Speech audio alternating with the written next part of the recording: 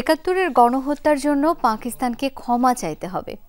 ঢাকার এমন অবস্থানের প্রতি জোরালো সমর্থন জানিয়েছেন কূটনৈতিক বিশ্লেষকরা। বলছেন, একাত্তরের গণহত্যা পাশ কাটিয়ে কোনো আস্থার সম্পর্ক গড়া সম্ভব নয়। পাকিস্তান আনুষ্ঠানিকভাবে ক্ষমা চাইলে বিবেচনা করবে বাংলাদেশ। স্বাভাবিক বাণিজ্যিক সম্পর্ক থাকলেও সতর্ক থাকতে হবে সম্পর্কের গভীরতা নিয়ে। আহমেদ রেজা জানাচ্ছেন বিস্তারিত। ইনসেক্ট রিপেলেন্ট মাস্টার ব্যাচ যুক্ত আরএফএল ওয়াট্রো, কাপড় যত্নে রাখার নাম্বার 1 সলিউশন।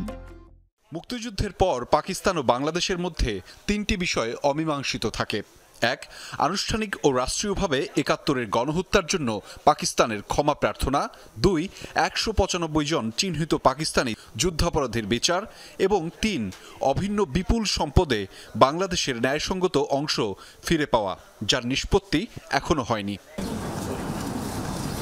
পাকিস্তানের উপপ্রধানমন্ত্রী ও পররাষ্ট্রমন্ত্রী ইসাক দার বাংলাদেশ সফরে দাবি করেন, অমীমাংসিত সমস্যার দুবার সমাধান হয়েছে।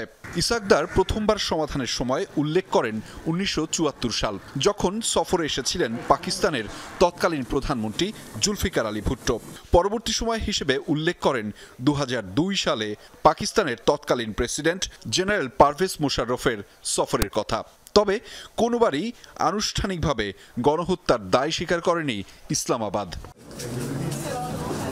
রোববার ইসাক দারের ব্রিফিংয়ের পরই পররাষ্ট্র উপদেষ্টা সাফ জানান, পাকিস্তানের উপপ্রধানমন্ত্রীর বক্তব্যের সাথে একমত নয় বাংলাদেশ। আমি অবশ্যই একমত না, একমত হলে তো সমস্যাটা সমাধান হয়ে যেত তাহলে। পররাষ্ট্র দপ্তরের এই অবস্থানকে স্বাগত জানিয়েছেন কূটনৈতিক বিশ্লেষকরা। জানান, একাত্তরের গণহত্যা এড়িয়ে আস্থার সম্পর্ক গড়ে তোলা সম্ভব নয়।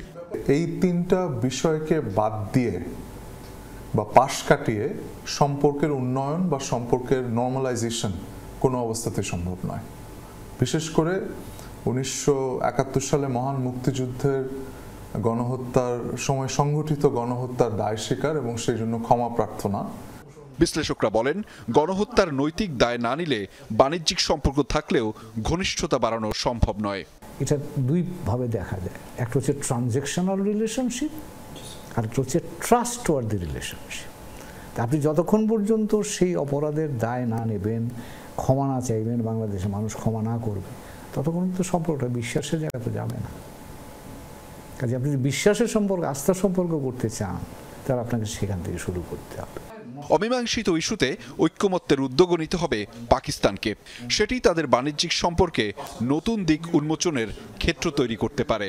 আমরা যেটা চাচ্ছি পাকিস্তানের কাছে সেটা হলো দায় স্বীকার এবং ক্ষমা প্রার্থনা, এবং বিশ্বে এরকম বহু নজির আছে। এই স্পষ্ট যে অবস্থান তারা নিয়েছেন পররাষ্ট্র মন্ত্রণালয়ের পক্ষ থেকে তথা সরকারের পক্ষ থেকে, আমি মনে করি পুরো দেশেরই এই পজিশন হওয়া উচিত। আমরা তো বলছি না তোমার কম্পেনসেশন বা ক্ষতিপূরণ দেওয়া, আমরা বলছি তোমরা একটা ক্ষমা চাও, দায়িত্বটা নেও যে হ্যাঁ অপরাধ একটা হয়েছে, আমরা যুক্ত ছিলাম তার সাথে, আমরা ক্ষমা চাইছি, তোমরা আমাদের ক্ষমা করে দাও। তাই তো হয়। বাংলাদেশ তো এতখানি যেতে রাজি আছে। আগামী মাসেই পাকিস্তানের আরও একটি উচ্চ পর্যায়ের প্রতিনিধি দল আসছে বাংলাদেশে। দেশের স্বার্থ বিবেচনায় রেখেই ঢাকা ভবিষ্যৎ সিদ্ধান্ত নেবে বলে বিশ্বাস বিশ্লেষকদের। ছেড়ে দিয়ে ক্যাম্প ছেড়ে দিয়ে চলে আসছে। আহমেদ রেজা, যমুনা নিউজ, ঢাকা।